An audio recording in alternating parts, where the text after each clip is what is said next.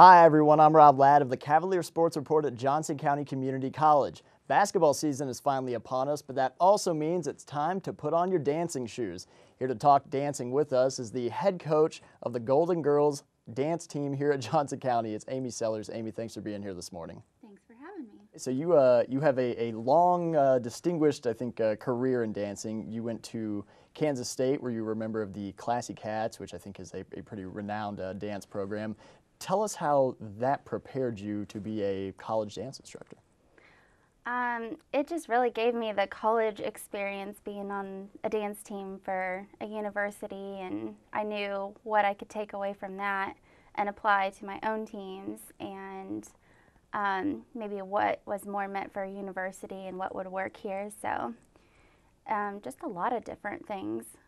Now, you got to coaching dancing pretty fast after college, but not immediately. How did you decide, I guess, after you graduated from Kansas State, that you wanted to be a dance coach?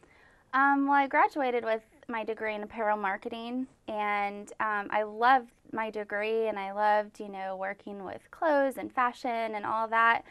My first job out of college was working as a manager at Hollister. And after a summer of that, it just really wasn't meant for me. It wasn't what I thought it would be. And about the same time, my husband, then boyfriend, was coaching in Coffeyville, and the dance coach position became available at the college there. So I applied, just kind of decided to do it, and got that position. And that was, just 3 months after I graduated from college. So that was pretty fast. You spent 3 years at Coffeyville. How did you end up at Johnson County? We don't have any real family down there or anything, and we just knew it was a temporary location for us, and it gave us an awesome experience, but we just knew that that wasn't where we wanted to end up for the rest of our lives. Now, you're from Victoria, Kansas. So you're kind of gradually moving your way eastbound. What's your experience been like in the Overland Park and Kansas City area? Oh, we love it up here. So much to do, always something different, and we have friends and family up here, so it's been great.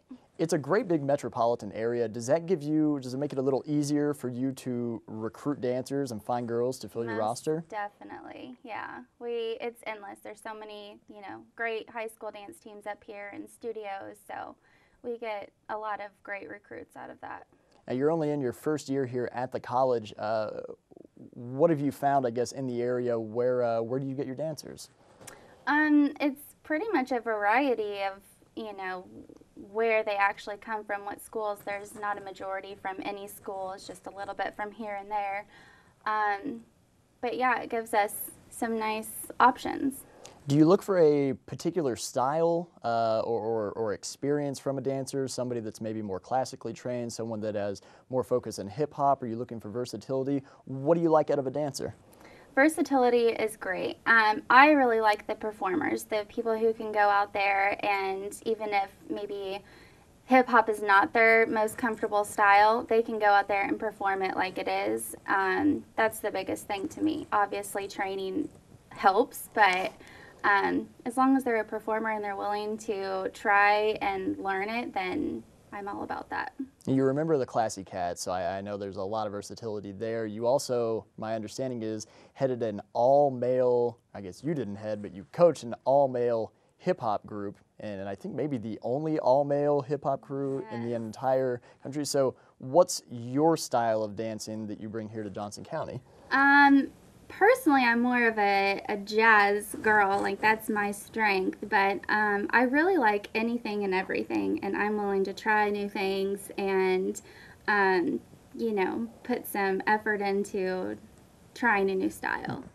Okay, so we know that you want some versatility in performers out on the dance floor. What are your expectations for them as students off the dance floor? We have very high expectations for the girls to succeed in the classroom. It's a huge deal. We want to make sure that they come back next semester, they have their grades where they need to be.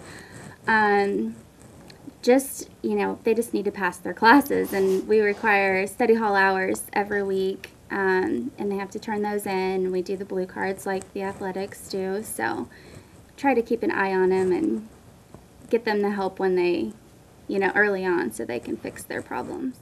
Okay, so we mentioned the basketball season is going, and this is really where you get a majority of your experience, I guess, in front of crowds, out on the dance floor, getting those performances going. Nationals doesn't come up till April. Do you set expectations or goals throughout the season before spring gets there? Yeah, definitely.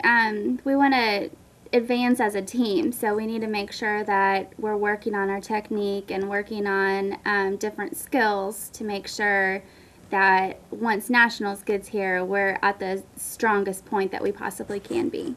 Amy, thanks so much for being with us this morning. I appreciate making time, and good luck as the season goes on. Good luck at Nationals. Thank you. She is a young up-and-comer. Make sure you check out the Golden Girls dance team at Johnson County Community College. They perform at all of the home basketball games. You can see them right here at Johnson County. For the Cavalier Sports Report, that's Amy Sellers. I'm Rob Ladd. We'll see you next time.